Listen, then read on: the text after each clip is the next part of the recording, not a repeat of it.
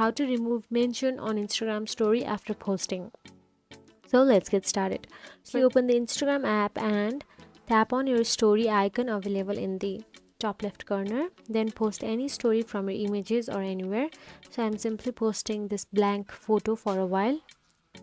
So after it's been posted, simply tap on a story again.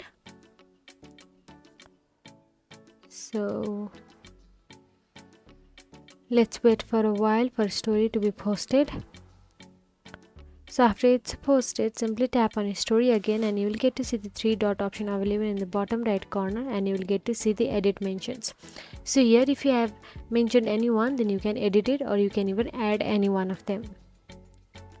So even if you had added anyone, then you could have removed them, or you could have simply added any other person as well. So that is it guys. If you found this video helpful, please like, share and subscribe our channel, and thank you for watching.